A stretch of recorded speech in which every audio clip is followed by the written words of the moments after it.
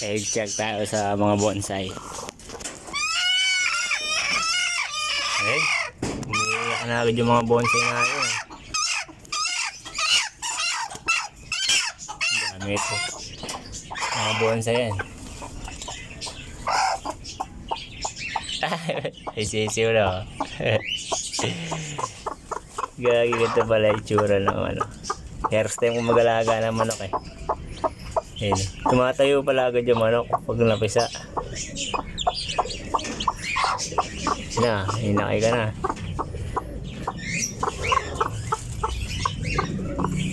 Galing. Nice. Ito, pinakamaliit na bonsai ito. Check natin iba. Isa pa lang yung napisa.